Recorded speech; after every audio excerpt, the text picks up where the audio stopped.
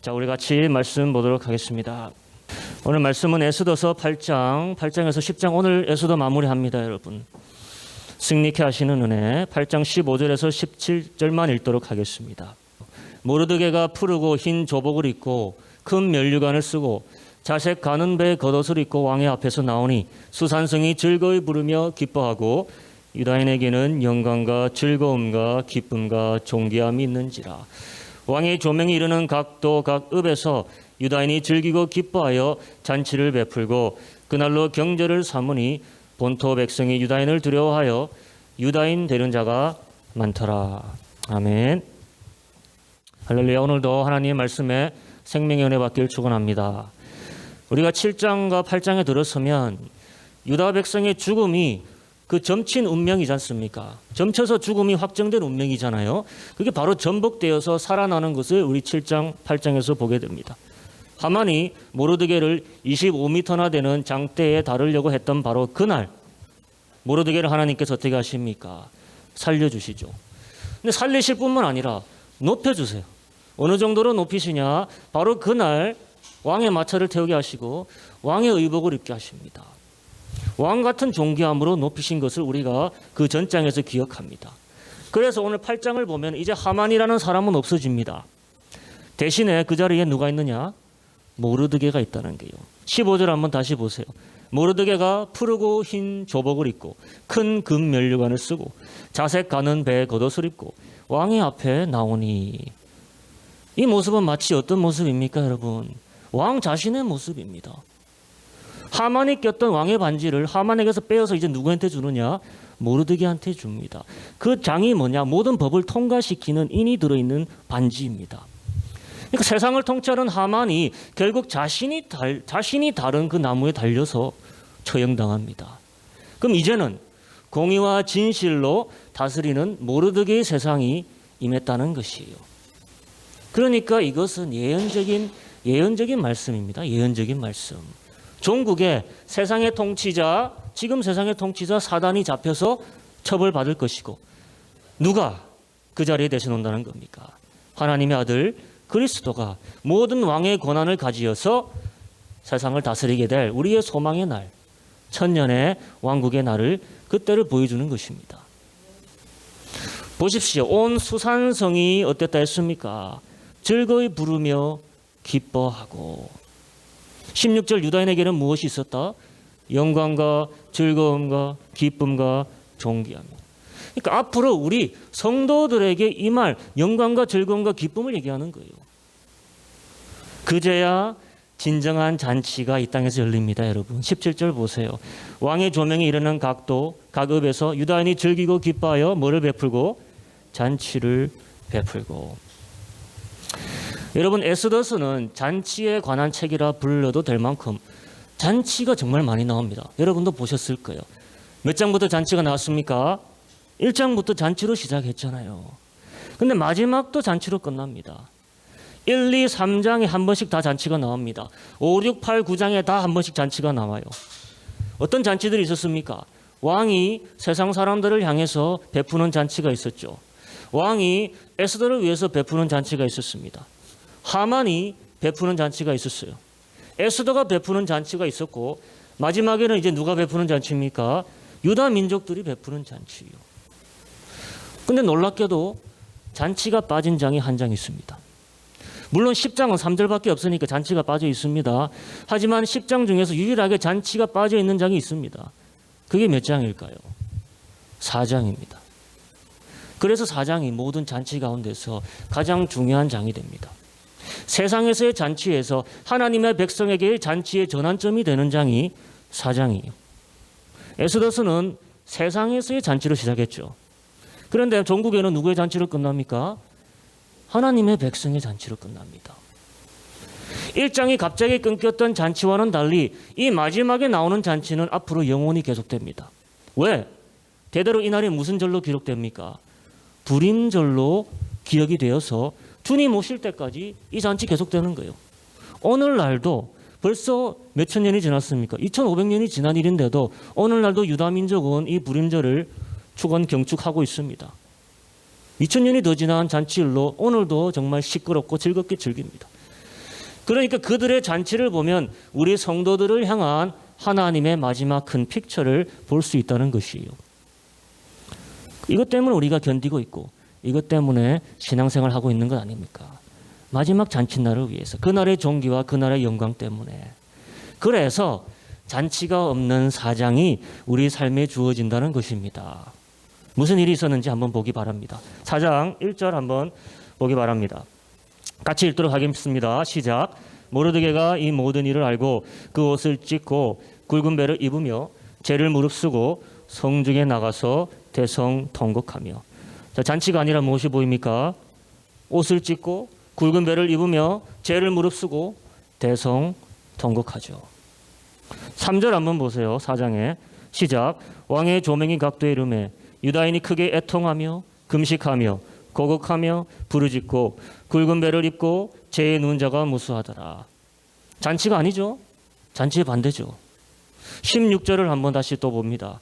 당신은 가서 수산에 있는 유다인을 다 모으고 나를 위하여 금식하되 밤낮 3일을 먹지 말고 마시지도 마소서. 나도 나의 시녀로 더불어 이렇게 금식한 후에 규례를 어기고 왕에게 나아가리니 죽으면 죽으리이다.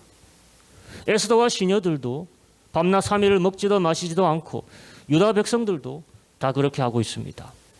그러니까 사장이 어떤 장입니까? 죽음과 같은 장이에요. 믿는 자들이 지나가야 하는 죽음과 같은 장이 바로 사장이라는 겁니다. 에스더가 그녀의 입으로 말하잖아요. 내가 살면 살으리답니까? 죽으면 죽으리대요. 인생에서 잔치라는 것이 살아있다는 것에 대한 기쁨과 감동의 정점이라면 금식이라는 것은 완전 그 반대를 말하는 거겠죠. 가장 밑바닥을 친다는 것이요. 살아있다는 것에 대한 번민과 괴로움을 표시하는 것이 바로 금식이고 단식입니다. 3일 동안 음식을 먹지 않았을 뿐 아니라 뭘 마시지 않았습니까? 물을 마시지 않았어요. 물을 마시지 않았어요. 이것은 육체의 완전한 죽음을 의미합니다. 요나가 3일간 뱃속에 있었던 것, 주님이 3일간 무덤에 누워 있었던 것, 물이 없는 3일은 늘 성경에서 육신의 죽음을 의미합니다. 하나님께 살고자 하는 유대인들은 어차피 다음 년이면 죽을 운명이니까 적들에게 죽을 바에 누가 앞에서 죽어보자는 겁니까? 하나님 앞에서 죽어보자는 거예요. 여러분, 물을 마시지 않으면 음식은 생각 안 납니다. 쓴맛이 내 입을 지배합니다. 주님도 십자가에서 그곳에서 목마르다 하셨지 배고프다 하지 않으셨어요. 오로지 하나님 앞에서 죽은 것처럼 지금 단식하고 그의 은혜를 호소하는 자리로 사람들이 가는 겁니다. 에스더가 왕 앞에 나가서 긍휼을 얻을 유일한 방안은 자기의 아름다움을 이용하는 것이 아니라 죽음을 무릅쓰고 쓴물을 입에 머금고 자비를 구하러 호소하러 가는 그 간절함이라는 것이에요. 여러분, 이스라엘이 광야에서 모세의 손에 이끌려 홍해의 감동을 다 겪었습니다. 여러분, 영화 봤는지 모르겠어요. 모세 영화 여러 편이 있지만 참 감동이죠. 얼마나 대단한 역사의 한 장면이었습니까? 뒤에는 누가 쫓아오고 있었습니까? 바로의 군대가 쫓아오죠. 그런데 하나님께서 딱 구름 기둥을 그쪽에 보내셔서 막 혼돈을 시키시고 그들을 지체시키시죠. 그동안 강력한 바람을 바다에 보내셔갖고 바다를 가르셔서 양쪽에 벽이 되게 만드셨습니다. 반나절 동안 그 물을 여시고 백성이 그것을 통과합니다. 통과하고 있는데 하나님이 그냥 또 드라마를 또 더 긴장감 있게 만들어야 되니까 바로의 군대에 있는 구름 기둥을 또 빼주세요. 그러니까 바로의 군대가 또 어떻게 합니까?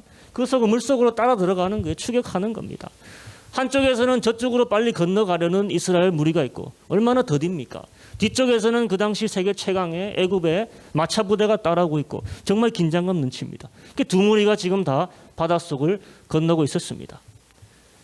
드디어 이스라엘이 모두가 한 사람도 빠짐없이 바다를 건너고 이제 막 바로 군대가 다 다르려고 하는 순간 모세가 어떻게 합니까? 영화를 보면은 지팡이를 다시 바다를 향해 내미니까 이 벽들이 어떻게 됐습니까?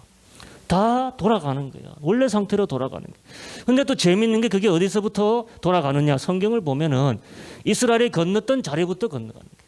그러니까 바로의 군대들은 어떻게 해야겠습니까? 도로바꾸에서 도망가는 거예요. 도망가는 그 모습을 이스라엘 백성들이 다 보면서 그들이 수장되는 것을 다 지켜봤다는 겁니다. 반대쪽으로 죽어라 도망치다 다 죽어라 빠져 죽는 겁니다. 얼마나 이스라엘에게 감동이 됐을까요? 여러분 고린도전서를 보면은 이것을 침례라고 합니다. 침례받았다라고 합니다. 바울 선생님이 그랬어요. 어떤 장면이냐? 내 죄들이 나를 쫓아오는 장면이에요. 그거 아셔야 됩니다. 하지만 이스라엘은 구원자 누구를 따라가니까? 모세를 따라가니까 예수님을 상징하는 거죠.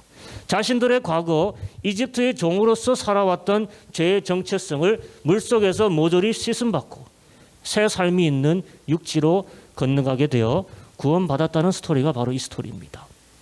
그들의 과거 모든 죄의 모습은 이 물속에서 수장되었다는 것이고 그 모습은 바로 물에 빠져 죽은 바로의 군대가 암시하는 것입니다. 그러니까 이 구원의 감격을 생생하게 경험하고 이제 광야로 들어갔습니다. 그런 모든 것이 행복해야죠. 그런데 아니에요. 3일 동안 무슨 일이 있었느냐?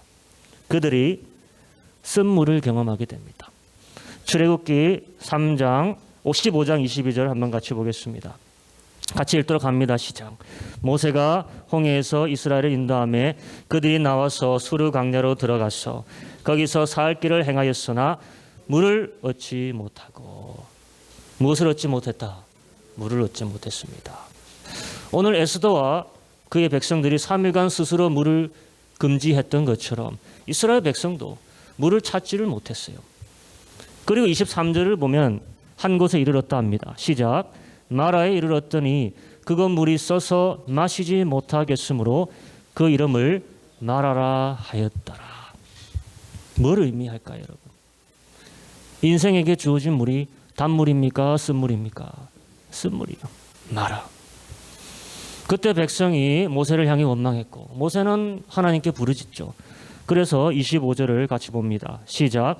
모세가 여호와께 부르짖었더니 여호와께서 그에게 한 나무를 지시하시니 그가 물에 던짐에 물이 달아졌더라. 거기서 여호와께서 그들을 위하여 법도와 율례를 정하시고 그들을 시험하실세. 실제 마라인지는 모릅니다. 비슷한 데를 찾아봤어요. 여러분 중요한 것이 하나 있습니다. 무엇을 물에 던짐에 물이 달아졌답니까? 한 나무를 보여주시며 그 나무를 물에 던지니 물이 달아졌다는 거예요. 성도님들, 이 나무가 의미하는 것은 오로지 한 가지밖에 없을 겁니다. 인생의 쓴물에 오로지 어떤 나무를 던져야만 달게 변한다는 것입니까? 죽은 나무예요. 십자가입니다. 모세가 던져야 됩니다. 아무나 던지면 안 됩니다. 25절 보면 그가 던졌다. 모세가 던졌습니다. 아무나가 달린 십자가가 아니라 누가 달린 십자가? 예수가 달린, 하나님의 아들 예수가 달린 십자가가 던져져야 썩은 고인물의 인생이 달고 생명력 있는 물로 바뀐다는 것입니다. 아멘. 마찬가지로 여러분, 에스더에서 나무가 나왔습니까? 안 나왔습니까? 나왔잖아요. 모르드게의 죽음을 의미했던 십자가가 나왔습니다.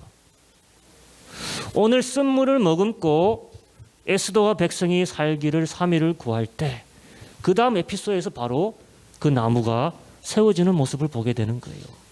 모르드게가 달릴 나무예요. 모르드게 어떤 사람입니까? 오로지 자신의 백성이 이 제국에서 잘 되기를 바라고 자신의 백성이 이방 땅에서 하나님을 잘 섬기기를 바라던 참 애국자입니다. 힘썼던 사람이에요. 그런 모르드게가 공의의 사람이 이 나무에 달리게 된 나무가 세워졌다는 것입니다. 모르드게는 그리스도의 죽음과 그리스도의 통치를 상징하는 사람이에요. 그 나무를 기점으로 생명의 역전이 일어나는 겁니다. 마라가 단물이 됐어요. 근데 25절 하반절 특이한 점이 있습니다. 하나님이 뭐와 뭐를 공표하셨답니까? 새로운 법도와 율례를 공표하셨다. 그러니까 이런 3일간의 목마름 같은 죽음을 경험하게 하시고 십자가의 죽음을 예비하시고 나무를 그 다음 새로운 삶의 방식을 선포하신 겁니다. 이제까지 과거의 삶이 어떤 강력한 규정과 법보다 더 강력한 새로운 하나님의 백성으로서의 생명의 법을 공표하셨다는 거예요. 너희가 내 법례를 지키면 내 말을 청정하고 나보기에 의를 행하는 삶을 살면 다음 절 한번 같이 읽어봅니다. 26절 시작. 가라사대 너희가 너희 하나님 나 여호와의 말을 청종하고 나의 보기에 의를 행하며 내 계명에 귀를 기울이며 내 모든 규례를 지키면 내가 애굽 사람에게 내린 모든 질병의 하나도 너희에게 내리지 아니하리니 나는 너희를 뭐하는? 치료하는 여호와이니라. 나는 너희를 치료하는 여호와이니라. 여호와 라파가 바로 여기서 나온 말입니다. 이집트에서 너희가 경험했던 모든 질병은 더 이상 없을 것이다. 그럼 이집트에서의 질병은 뭐로 인한 질병이었단 말입니까? 죄로 인한 질병이었단 말이에요. 이제 너희가 내 계명을 지키고 내 보기에 의로운 삶을 산다면은 과거 죄의 법에 의한 결과들, 영육 간의 병들, 이 모든 것들로부터 내가 너희를 어떻게 한다? 치료한다. 그럼 마라가 상징하는 것이 뭡니까? 쓴물을 단물로 치료하셨잖아요. 우리의 죄 앞에 죄를 짓고 살고 있는 우리 인생의 모습이라는 것이에요. 나 자신이죠. 인생을 달게 생명력 있는 맛있을 는 물로 바꾸시는 이는 오로지 누구다? 여호와 라파. 그래서 죽은 나무 십자가가 필요한 것입니다. 오늘 에스더서에서 모든 유다인들은 쓴물만을 마시고 있습니다. 죽음의 괴로움에 쓴물을 머금고 지금 단식하는 거예요. 여러분 하루만 물을 마시지 않아도 입에서 굉장히 쓴맛이 올라옵니다. 아시죠? 3일간 쓴말만 입에서 머금고 사는 거예요. 이 쓴 인생의 상황을 하나님께서 역전시켜 주시오. 생명을 주시고 단물을 먹게 하실 유일한 방안은 오로지 누구에게 있다? 여호와 하나님, 치료하시는 하나님, 여호와 라파. 그래서 뭐가 세워졌다는 겁니까? 십자가가 세워지는 거예요. 나무가 세워지는 거예요. 모르드게가 달렸어야 할 나무가 십자가를 의미합니다. 에스더가 왕 앞에 나가 죽음을 각오해야 하는 것, 왕이 내미는 그 막대기를 받아야 하는 것, 그것도 마찬가지 십자가의 죽음과 생명을 상징합니다. 그래서 역전이 일어나는 거예요. 그 나무로 인해서. 쓴 인생의 상황이 달게 변하는 상황입니다. 그게 오늘 7장입니다. 다 같이 우리 7장으로 가보겠습니다. 우리 기니까 같이 교독할게요. 왕이 하만과 함께 왕후 에스더의 잔치에 나아가니라. 여러분, 왕이 이 둘째 날 잔치에 술을 마실 때 다시 에스더에게 물어 가로되 왕후 에스더여 그대의 소청이 무엇이뇨? 곧 허락하겠노라. 그대의 요구가 무엇이뇨? 나라의 절반이라 할지라도 시행하겠노라. 왕후 에스더가 대답하여 가로되 왕이여 내가 만일 왕의 목전에서 은혜를 입었으면 왕이 선히 여기시거든 내 소청대로 내 생명을 내게 주시고 내 요구대로 내 민족을 내게 주소서. 여러분, 나와 내 민족이 팔려서 죽임과 도륙함과 진멸함을 당하게 되었나이다. 만일 우리가 노비로 팔렸다면 내가 잠잠하였으리이다. 그래도 대적이 왕의 성현을 보충하지 못하였으리이다. 아수에로 왕이 왕후 에스더에게 일러 가로되 감히 이런 일을 심중에 품은 자가 누구며 그가 어디 있느냐? 에스더가 가로되 대적과 원수는 이 악한 하만이니이다 하니 하만이 왕과 왕후 앞에서 두려워하거늘. 왕이여 내가 왕께 은혜를 입었사오면 내 간구를 들어주시사 내 생명과 내 민족의 생명을 내게 도로 주시옵소서. 여러분, 이거 그리스도의 십자가상의 간구 아니겠습니까?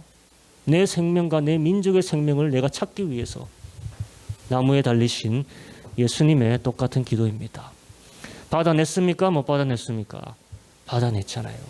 그래서 우리가 이 자리에 있잖아요. 그 잔치 자리에 와 있던 하만은 인생의 최고 정점을 느끼고 있었을 겁니다. 야, 나만 왕과 함께 왕후가 베푸는 잔치. 그런데 이 소리를 딱 들었을 때 어떻게 됐을까요? 누가 백성의 생명을 헐값에 죽음으로 내모는 장본인입니까? 하만이죠. 왕이 대노합니다. 감히 이런 일을 심중에 품은 자가 누구냐? 그 자가 어디 있느냐? 화가 끓어오르죠. 감히 내 왕후의 생명까지. 에스더가 손가락을 가리키며 바로 여기 대적과 원수. 꼭 유대인의 대적과 원수라고 안 해요. 맞죠? 우리 모두의 대적과 원수, 이 악한 하만이니이다. 왕의 다음 반응을 보십시오. 왕이 노하여 일어나서 잔치 자리를 떠나 왕궁 후원으로 들어가니라. 하만이 일어서서 왕후 에스더에게 생명을 구하니 이는 왕이 자기에게 화를 내리기로 결심한 줄 압니다. 자, 왕이 노하여 자리를 떠났다가 합니다. 왕이 뜰에 섰어요. 혼자 있습니다. 왜 그럴까요? 생각을 좀 해봐야겠죠. 고민을 해야겠죠. 이 상황을 내가 어떻게 할까? 왜? 복잡합니다. 자기가 하만의 말을 듣고 자기가 결정한 바가 있잖아요. 자기가 하만을 이 왕국에서 가장 높이 세우고 자기가 이런 상황을 방치한 책임이 물론 있습니다. 하만에게 벌을 내려야겠지만 어떠한 벌로 어떻게 내려야 될까 고민이 되는 거예요. 고민하는 동안 그동안 하만은 잔치자리에서 뭐하고 있습니까? 그 자리에 머물러서 왕후 에스더에게 싹싹 빌고 있습니다. 야, 왕후 에스더가 설마 유다인이었다니 내가 자다 깨도 모를 일이었네. 에스더 앞에서 지금 막 싹싹 비는 모습이에요. 눈물 흘리면서 자비를 구하는 모습이에요. 그런데 그게 도리어 그에게 화가 됩니다. 다음 절 한번 읽어보겠습니다. 8절 시작. 왕이 후원으로부터 잔치자리에 돌아오니 하만이 에스더의 앉은 걸상 위에 엎드렸거늘 왕이 가로되 저가 궁중 내 앞에서 왕후를 강간까지 하고자 하는가. 이 말이 왕의 입에서 나오매 무리가 하만의 얼굴을 싸더라. 여러분, 하만이 어떻게 빌었는지 모르겠지만은 왕후의 무릎에 어떻게 올라가서 빌었는지 잘 모르겠어요. 근데 그 자비를 구하는 모습이 왕에게 어떤 생각이 들게 했다. 하만이 에스더를 농락하는 모습으로 보였다는 겁니다. 하만을 어떻게 처리할까 심경이 복잡했던 이 왕이 그 장면을 딱 보자마자 모든 게 한 번에 정리가 되는 거예요. 정말 아이러니합니까? 왕의 은혜에 모든 것을 걸었던 에스더는 생명을 얻게 되고 에스더에게 은혜를 구했던 하만은 오히려 뒤집어져서 사형 선고를 받게 되죠. 누가 은혜를 구하느냐가 참 다른 결과를 맞게 됩니다. 저가 궁중 앞에서 왕후를 욕보이려느냐. 이 말이 떨어지는 순간 왕의 심판관들이 두말 없이 자동으로 하만의 머리를 보자기에 쌌는지 뭐에 쌌는지 모르겠지만 싸고 끌고 나가는 겁니다. 다시는 빛을 볼 일이 있다 없다 없다는 말이에요. 바로 그때 참 적절한 타이밍에 내시 한 명이 이런 말을 합니다. 참 내시도 많이 나옵니다. 에스더서에. 같이 읽어보겠습니다. 시작. 왕을 모신 내시 중에 하르보나가 왕에게 아뢰되 왕을 위하여 충성된 말로 고발한 모르드게를 달고자 하여 하만이 고가 50규빗 되는 나무를 준비하였는데 이제 그 나무가 하만의 집에 섰나이다. 왕이 가로되 하만을 그 나무에 달라 하매 모르드게를 달고자 한 나무에 하만을 다니 왕의 노가 그치니라. 결국 하만은 자기가 세웠던 나무에 자기가 달리게 됩니다. 성도님들, 이 모든 역사 속에 당신의 백성에 쓴 인생을 단 인생으로 바꾸는 여호와 하나님의 그 손길, 여호와 라파, 치유하시는 하나님, 상황을 쓴물이 단물되게 하시는 하나님을 보실 수 있어야 된다는 거예요. 하나님 앞에 자신의 죽음을 맡기고 은혜를 구했던 백성과 에스더에게 하나님은 이제 새로운 단 인생을 허락하시는 겁니다. 그리고 오늘 마지막 장들은 그 사단 같은 하만을 추종했던 자들에게 일어나는 일들을 서술하고 있습니다. 분명 모르드게를 싫어하고 유다 민족을 싫어했던 하만은 이때 처형당합니다. 그런데 끝난 게 아니에요. 다시 한번 보겠습니다. 에스더서 8장 5절에서 6절. 가로되 왕이 만일 즐겨하시면 내가 왕의 목전에 은혜를 입었고 왕이 이 일을 선히 여기시며 나를 기쁘게 보실진대 조서를 내리사 아각 사람 함무다다의 아들 하만이 왕의 각도에 있는 유다인을 멸하려고 꾀하고 쓴 조서를 취소하소서. 여러분, 내가 어찌 내 민족의 화당함을 참아보며 내 친족의 멸망함을 참아보리이까. 하만은 죽었지만 뭐가 여전히 남아있습니까? 죽음의 법이 그대로 남아있는 거예요. 그리스도가 사단을 물리쳤다 하더라도 죽음의 법은 여전히 영향을 미친다는 것입니다. 똑같은 거예요. 그래서 에스더가 다시 한번 왕께 나오면서 울면서 간청하고 있습니다. 제발 그 법안을 바꿔주시든지 처리해 주시든지. 근데 그 법안은 왕도 어떻게 할 수 없는, 번복할 수 없는 매대의 법이에요. 너무나 강력한 법이라는 겁니다. 하만보다도 더 무서운 게 바로 이 법이라는 거예요. 왕도 법을 파기할 수 없다는 것입니다. 여러분, 어떻게 해야 될까요? 우리가 로마서에 하고 있지만은 한 번 법으로 정하신 것은 번복하기 불가능합니다. 그러면은 어떻게 해야 됩니까? 그 법에 맞설 수 있는 더 고차원의 법을 통과시키는 겁니다. 그게 로마서에서는 우리가 뭐라고 했죠? 생명의 성령의 법이라 했습니다. 오늘 아하스웨로 왕도 그 죽음의 법을 번복할 수 없으니 유다인들이 살 수 있는 생명의 법을 통과시킵니다. 그 법이 뭐냐? 10절 한번 우리 읽어보겠습니다. 시작. 아하스웨로 왕의 명의로 쓰고 왕의 번지로 인을 치고 그 조서를 역졸들에게 붙여 전하게 하니 저희는 왕궁에서 길러서 왕의 일에 쓰는 준말을 타는 자들이라. 조서에는 왕이 여러 고을에 있는 유다인에게 허락하여 저희로 함께 모여 스스로 생명을 보호하여 각 도의 백성 중 세력을 가지고 저희를 치려하는 자와 그 처자를 죽이고 도륙하고 진멸하고 그 재산을 탈취하게 하되 아하스웨로 왕의 각 도에서 아달월 곧 12월 13일 하루 동안에 하게 하였고. 무슨 말이냐? 유다인들은 이제 자신을 치러 오는 적들에 대하여 스스로 대항하여 싸우라는 법입니다. 싸우라는 법이에요. 곧 유다인들의 죽음이 결정된 날 12월 13일 그날 하루에 이제는 유다인들이 왕의 허락을 받아서 자신의 가족과 자신의 생명, 나라의 족속의 생명을 위해서 대항하여 싸울 수 있는 권리를 부여받았다는 것입니다. 이제는 더 이상 가만히 서서 죽을 필요 없다는 거예요. 그것만으로도 유다인들에게 희망이 돌아오고 기쁨이 돌아옵니다. 싸울 수 있다는 것만으로 다시 살 희망이 보이는 거예요. 아직 9개월이 남아있거든요. 9개월 남은 기간 동안 준비하는 겁니다. 혹시라도 자신들을 정말로 치러 오는 자들이 있을 수 있으니 대비하는 겁니다. 전에는 싸우지도 못하고 처형당하는 상황이었습니다. 칼을 못 드니까. 이제는 반격할 수 있는 힘이 법으로 주어졌다는 것입니다. 유다인들에게 영광과 즐거움과 기쁨과 존귀함이 돌아왔다 했습니다. 이 법이 통과된 날이 그들에게 잔치의 날이 됩니다. 다시 한번 읽어볼까요? 왕의 조명이 이르되 각 도, 각 읍에서 유다인이 즐기고 기뻐하여 잔치를 베풀고 그날로 경제를 삼으니 보통 백성이 유다인을 두려워하여 유다인 되는 자가 많더라. 유다인들의 지위가 갑자기 이 제국에서 급상승하죠.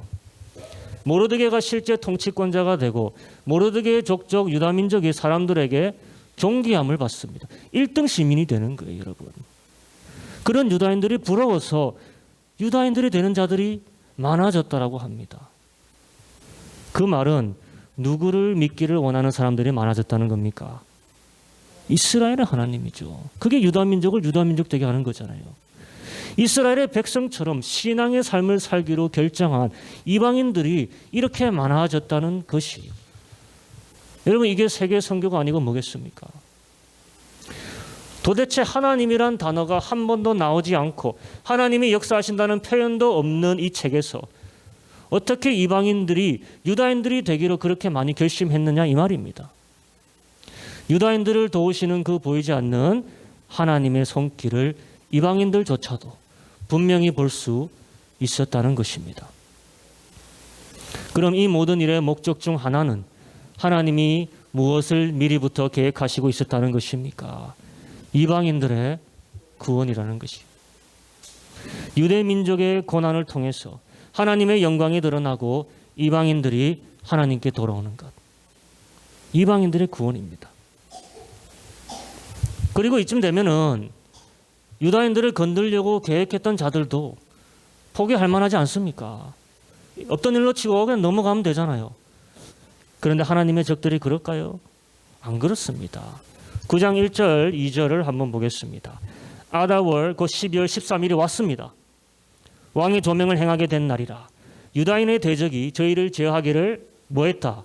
바랬더니 아직도 유다인이 도리어 자기를 미워하는 자를 제어하게 된 그날에 유다인들이 아하스웨로 왕의 각도 각 읍에 모여 자기를 해하고자 하는 자를 죽이려 하니 모든 민족이 저희를 두려워하여 능히 막을 자가 없고. 유다인들의 대적이 그날 나타났습니다. 하지만 유다인들은 그냥 당하지 않았다는 거예요. 반격했다는 거예요. 그리고 이 모든 일을 오히려 사람들이 도와줍니다. 각도 모든 관원과 대신과 방백과 왕의 사물을 보는 자들이 모르드게를 두려워함으로 다 유다인을 어떻게 했다? 도왔다는 겁니다. 각 도에서 전국 각지에서 유다인들을 죽이려는 음모가 다 있었다는 거예요. 그 누가 그것을 조직적으로 계획했다는 겁니까? 하만이 계획했다는 거예요. 어차피 유다인들을 싫어하고 죽이려는 사람들을 우두머리가 돼서 다 계획했었다는 겁니다. 하지만 하만은 죽고 상황이 바뀌어 인생이 바뀌어 유다인들이 이들을 도리어 치게 되는 역사가 일어났다는 거예요. 왜 애시당초 유다인의 삶에 이런 일들이 일어났는지, 왜 모르드게를 통해 하만의 미움을 받게 하시고, 왜 멀쩡하던 바스티 왕후가 파면되게 하시고, 왜 고아였던 에스더가 그 높은 경쟁률을 뚫고 페르시아 제국의 왕후가 되게 하시고, 이런 모든 선택의 일련의 과정 속에서 결국 이곳으로 이끄신 하나님의 섭리가 무엇인지 이제 우리가 알 수 있는 것이에요. 그것은 제국 곳곳에 숨어 있는 유다인의 적들, 유다인을 경멸하고 그들이 파멸되길 원했던 하나님의 적들을 모조리 어떻게 내기 위해서? 끌어내기 위해서입니다. 하만의 선택을 끝까지 지지하는 자들을 드러내기 위해서요. 그리고 그들을 어떻게 하기 위해서? 심판하기 위해서입니다. 그들에게도 분명히 기회가 있었습니다. 회개하면 되잖아요. 그 나라 오기 전에 유다인들과 화친하면 됩니다. 심지어 유다인들이 되기로 희망하는 사람들이 그렇게 많았을 때 적어도 화친하면 되는 거 아닙니까? 그런데 12월 13일이 오니까 그들은 유다인들과 싸우러 나갔다는 거예요. 그리고 유다인들은 기다렸다는 듯이 대승하는 겁니다. 하만은 그들의 선두였고, 하만을 성경은 아각의 후예라고 했죠. 그가 아말렉 족속의 왕가의 자식이라는 말입니다. 아각은요. 하나님이 오늘 이 시점까지 살아남았던 아말렉 족속의 우두머리와 그를 추종했던 모든 아말렉 족속의 후예들, 그리고 함께 유다인을 처형하려고 했던 아말렉 족속 같은 자들, 다 하나님께서 그날 섬멸하신 겁니다. 왜 이런 일을 하셨을까? 여러분, 왜 이런 일을 하셨을까요? 그것은 하나님은 당신의 말을 끝까지 지키시는 분이기 때문입니다. 우리 이스라엘의 광야 시절 사건으로 다시 돌아가겠습니다. 마라에 물이 달게 되는 기적, 여호와 라파를 경험한 유다 민족이 다음에 경험하는 하나님이 어떤 하나님이신지 오늘 에스더서와 또 겹칩니다. 광야에서 처음으로 이스라엘에게 싸움을 걸어온 민족이 있습니다. 그게 누구였을까요? 그게 아말렉 민족이에요.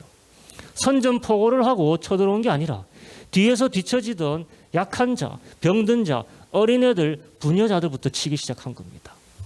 그들이 아말렉이요. 비열하죠. 출애굽기 17장 9절에서 12절 한번 보겠습니다. 모세가 여호수아에게 이르되 우리를 위하여 사람들을 택하여 나가서 아말렉과 싸우라. 내일 내가 하나님의 지팡이를 손에 잡고 산꼭대기에 서리라. 여러분, 여호수아가 모세의 말대로 행하여 아말렉과 싸우고 모세와 아론과 훌은 산꼭대기에 올라가서 모세가 손을 들면 이스라엘이 이기고 손을 내리면 아말렉이 이기더니 모세의 팔이 피곤하며 그들이 돌을 가져다 모세 아래에 놓아 그로 그 위에 앉게 하고 아론과 훌이 하나는 이 편에서 하나는 저 편에서 모세의 손을 붙들어 올렸더니 그 손이 해가 지도록 내려오지 아니한지라. 이 아말렉 족속과 싸우는데 얼마나 준비가 잘 돼 있겠습니까? 이 족속들은요. 광야에서 그냥 가는 이스라엘 백성은 아무 준비가 되어 있지 않습니다. 훨씬 열세입니다. 그런데 지팡이를 쥔 모세의 손이 올라가면은 어떻게 되고 밑에서 전투가 이기게 되고 피곤해서 내리게 되니까 또 지게 되고 이기고 지고 왔다 갔다 밀당을 하는 겁니다. 여러분, 이게 사람이 싸우는 겁니까? 누가 싸우기에, 누가 힘을 주시기에 이스라엘의 승리가 모세의 지팡이를 든 손과 연관이 되는 겁니까? 하나님이시겠죠. 하나님이 싸우시는 영적 전쟁의 현실을 우리에게 보여주시는 겁니다. 이스라엘의 승리는 육체의 힘이나 전쟁의 경험이나 무기에 달려있지 않다는 것입니다. 사람의 머릿수나 탁월한 전략에 달려있지도 않다는 것입니다. 그들의 승리는 오로지 지금 누구한테 달려있습니까? 산 위에서 그들을 위해 기도하고 지팡이를 들고 있는 모세의 손에 달려있습니다. 그럼 중요합니다. 또다시 우리에게 나무의 모티브가 나옵니다. 그저 손을 들고 있는 모습이 아니라 이 픽처를 보세요. 뭐를 잡고 손을 들고 있습니까? 나무를 잡고 있는 거예요. 두 팔 벌려서 누가 그런지 모르겠지만 영감 받아서 그린 것 같습니다. 두 팔을 잡고 나무를 들고 있는 모습이에요. 모세의 손에 들려있는 그 나프 지팡이가 우리에게 늘 이야기하는 것이 있습니다. 무엇이겠습니까? 십자가의 나무입니다. 십자가라는 나무를 지고 사는 신앙인의 모습을 이야기합니다. 나무의 무게를 견디고 살 수밖에 없는 신앙인의 모습이요. 지팡이를 늘 잡고 있는 모습은요. 그 무게로 인해 팔이 피곤하고 그 무게로 인해 기도가 벅찰 수 있습니다. 하지만 하나님이 그의 백성에게 승리를 주시는 유일한 이유는 무엇을 바라보기 때문이다? 우리가 잡고 있는 나무, 십자가 때문입니다. 여기서는 나무를 들고 있는 모세의 손을 바라보기 때문입니다. 모세는 살아생전 그 지팡이를 하나님의 부르심을 받은 이후로 한 번도 자기 손에서 놓아본 적이 없어요. 그게 그의 힘이에요. 그의 능력이고 그의 부르심이고 그의 존재의 일부분입니다. 하나님의 승리는 바로 나무를 놓치지 않고 부르짖는 자에게 임하는 줄로 믿습니다. 그게 우리 영적 싸움의 현실이에요.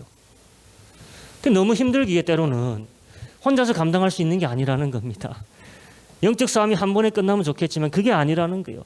나의 십자가를 진 삶이 피곤해져서 내려갈 때는 우리가 어떻게 됩니까? 싸움이 밀리게 되고, 내가 십자가를 진 삶이 하나님께 올라갈 때는 나의 영적 삶이 살아나게 되고, 그래서 같은 그리스도의 마음을 품은 모세의 조력자 아론과 훌이 옆에서 어떻게 해줍니까? 그의 팔을 같이 지탱해 주는 거예요. 교회의 모습이죠. 단순히 기도를 같이 한다는 말이 아닙니다. 십자가의 무게를 같이 지고 십자가의 삶을 같이 사는 공동체를 말합니다. 하나님은 이런 참교회가 있는 곳에 자신이 먼저 나가서 싸우신다는 것이에요. 아말렉은 영적 대항마들입니다. 하나님의 나라의 것들을 착복하고 그의 백성을 죄의 권세 아래에서 묶어두고 파멸시키려는 영적 대항마들이요. 하지만 아론과 훌이 모세의 그 손이 내려오지 않게 계속 붙들고 있으니까 어떤 일이 일어납니까? 한번 같이 읽도록 하겠습니다. 시작. 여호수아가 칼날로 아말렉과 그 백성을 쳐서 파하니라. 여기서 하나님이 매우 의미심장한 말을 남기십니다. 우리 그 다음 절 같이 보겠습니다. 시작. 여호와께서 모세에게 이르시되 이것을 책에 기록하여 기념하게 하고 여호수아의 귀에 외어 들리라. 내가 아말렉을 도말하여 천하에서 기억함이 없게 하리라. 하나님 말씀하셨죠. 내가 아말렉을 어떻게 한다? 도말하여 천하에서 기억함이 없게 하리라. 하나님이 과거 1000년 전 하신 말씀을 오늘 에스더서에서 지키신 겁니다. 성도님들, 그동안 이스라엘이 아말렉을 물리칠 기회가 몇 번이나 있었습니다. 하지만 다 실패하고 그들은 자꾸 이스라엘에게 다시 등장하고 다시 등장했습니다. 하지만 에스더 때 하나님이 그 일을 이루신다는 것이에요. 이스라엘 땅에서만이 아니라 어디에서, 하나님이 어디에서 도말한 데 했습니까? 천하에서 도말한 데 있죠. 제국 곳곳에 숨어 살던 모든 아말렉인들을 하나님께서 그들의 유다인들을 증오하는 그 마음을 반전시켜서 그들을 드러내셔서 이스라엘로는 3일 같은 죽음 같은 단식의 기간 동안 손을 들게 하시고 오늘의 승리를 이끌어내시는 겁니다. 하나님이 역사하시는 방법을 우리가 이해해야 합니다. 우리가 나무를 부여잡고 하늘을 향해 손을 뻗고 있는 이상 우리가 싸우는 게 아니라 누가 싸우신다? 하나님이 싸우신다. 그가 승리하신다는 말이에요. 그래서 모세가 거기서 제단을 쌓습니다. 그리고 백성에게 하나님이, 우리가 믿는 하나님이 어떤 분이시라는 것을 하나님의 새로운 이름으로 가르쳐 주는 겁니다. 15절, 16절 한번 보겠습니다. 모세가 단을 쌓고 그 이름을 여호와 니시라고 가로되 여호와께서 맹세하시기를 여호와가 아말렉으로 더불어 대대로 싸우리라 하셨다 했더라. 여호와 니시, 하나님의 깃발이라는 뜻입니다. 그 깃발이 가는 곳이 뭐가 있을 것이다? 승리가 있을 거라는 것이요. 그 깃발이 가는 곳은 뭐가 들려지는 곳이다? 십자가가 들려지는 곳입니다.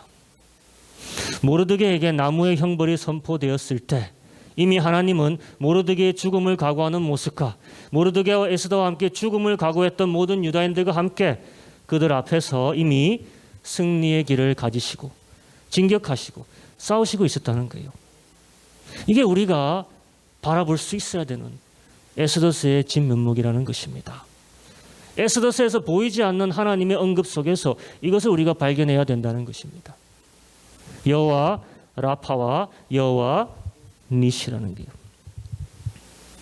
이제는 그들을 죽이려고 했던 아말렉의 후예들을 12월 13일 유다인들이 다 도말하는 겁니다. 다음 날까지 다 도말해요. 그리고 가는 곳마다 승리했다고 합니다. 누가 싸우시니까? 여호와 니시라는 겁니다. 성도님들, 이제 우리 기도하겠습니다. 지금도 하나님의 나라는 침범받고 있습니다. 또 침범하면서 역사는 계속 이루어지고 있습니다. 우리는 그의 싸움을 위해 준비되고 그의 승리를 위해 준비된 자들입니다. 시간 기도할 때 치유하시는 하나님이 내 모든 쓴 상황을 기쁨 되도록 역전하시도록 같이 기도하겠습니다.